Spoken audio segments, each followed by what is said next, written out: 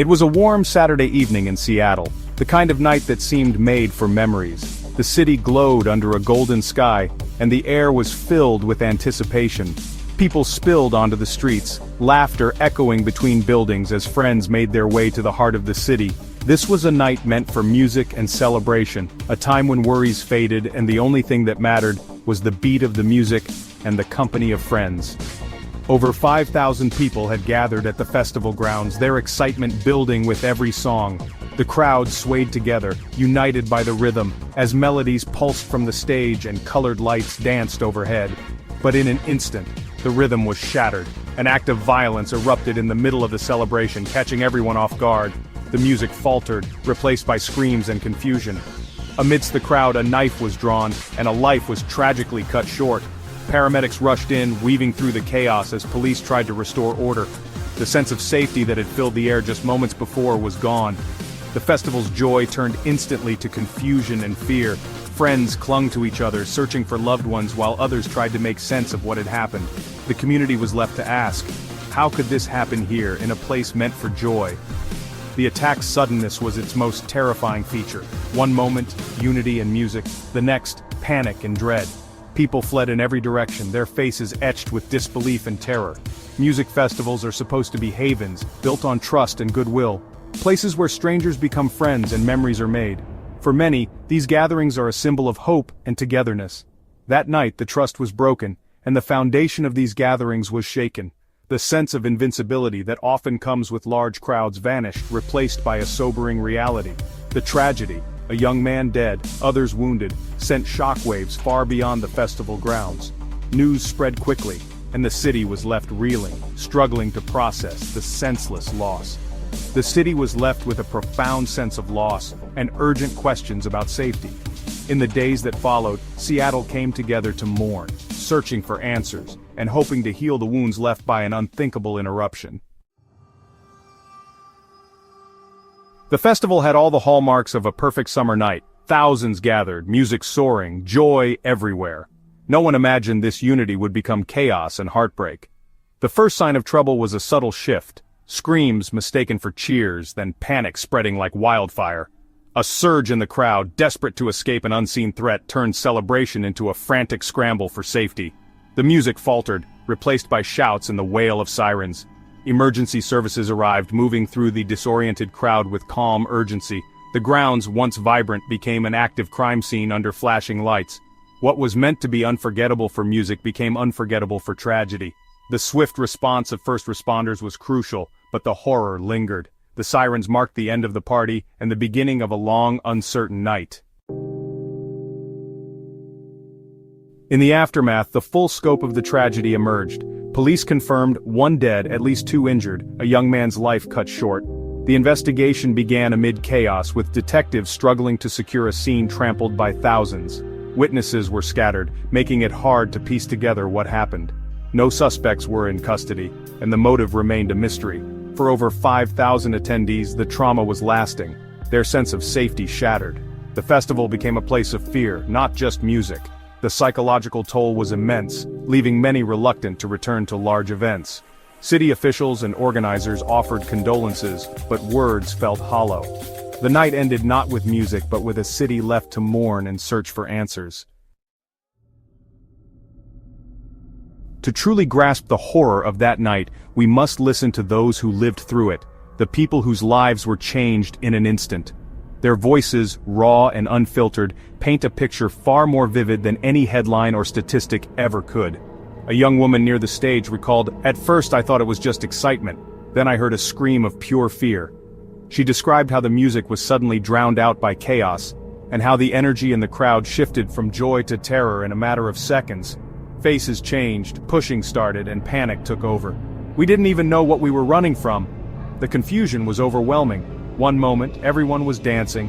The next, people were shoving past each other, desperate to escape an unseen threat. Another attendee described seeing the crowd part, someone on the ground, and blood. "It felt like a movie, but it was real. I just grabbed my friend and ran."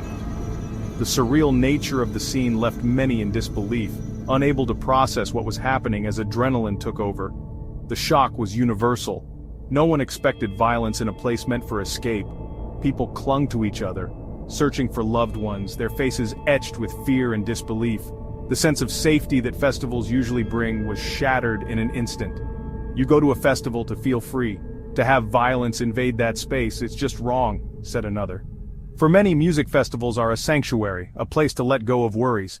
That night, the sanctuary was violated, leaving a deep sense of loss. The evacuation was chaos, people climbing barriers, losing friends, dropping belongings. In the scramble to get out, shoes, bags, and even cherished mementos were left behind. The only thing that mattered was survival. I lost my phone, my wallet, didn't care. I just wanted out. For many, the fear was so intense that material possessions became meaningless. The instinct to escape overpowered everything else. The scariest part, not knowing if the danger was over. Every loud noise, every sudden movement sent new waves of panic through the crowd. People looked over their shoulders, unsure if it was safe to stop running. These stories turn headlines into human tragedy, revealing the fear and confusion that gripped everyone there. The aftermath was filled with tears, hugs, and the desperate need to find comfort in one another. The violation of trust and safety was deeply unsettling.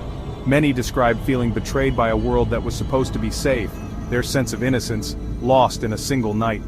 The night's trauma will not soon be forgotten. For those who were there, the memories linger, a haunting reminder of how quickly joy can turn to terror, and how deeply such moments can scar a community. The Seattle stabbing is part of a troubling trend. Violence at public events is on the rise nationwide. Cities like Seattle have seen more incidents in places once considered safe for celebration. Just months earlier, another stabbing near the waterfront left a man critically injured, with no suspects caught. These events fuel anxiety and erode the sense of security essential for urban life.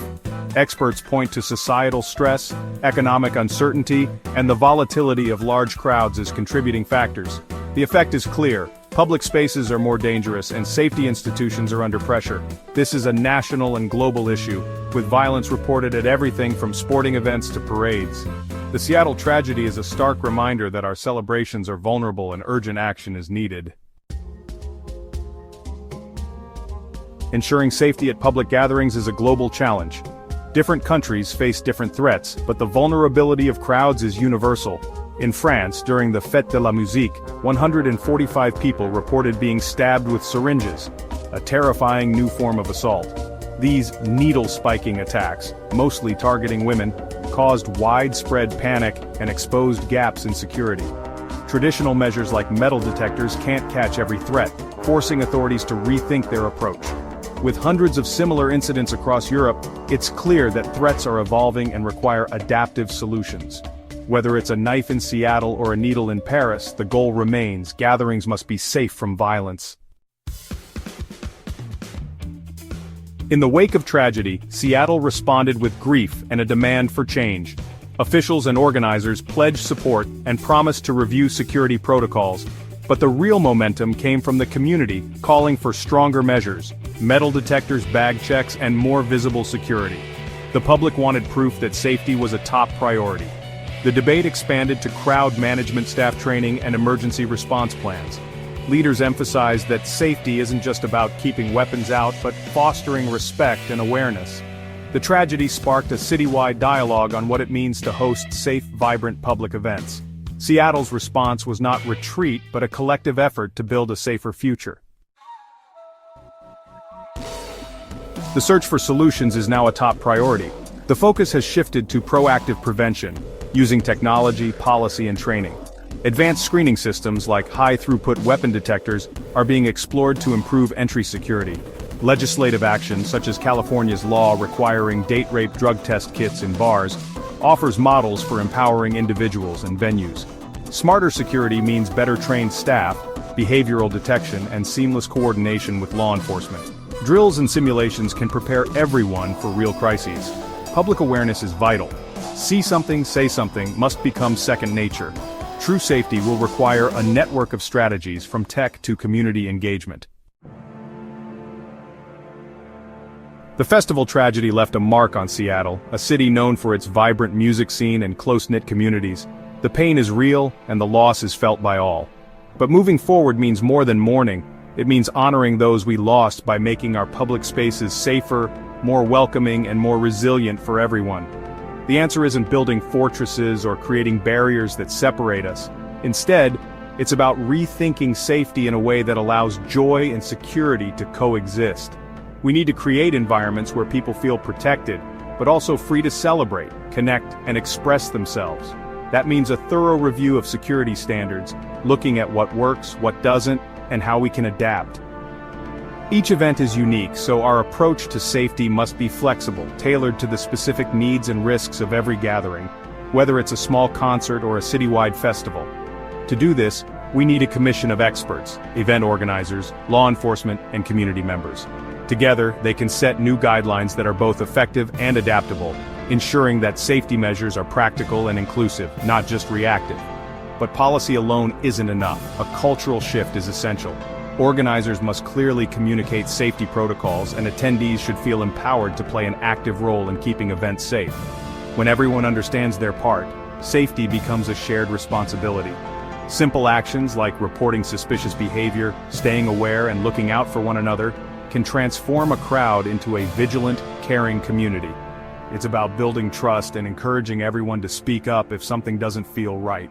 Safety must be woven into the fabric of every event, from the planning stages to the final encore. It's not just a checklist, but a mindset that values both freedom and protection. The goal is clear: to reclaim our public spaces from the shadow of violence, so that music, laughter, and celebration can once again thrive in the heart of our city. The path forward won't always be easy, but by learning from tragedy, listening to each other, and working together, Seattle can ensure its public gatherings remain sources of unity, pride, and hope for generations to come. The city's spirit endures, determined to celebrate safely together and to keep the music playing for all.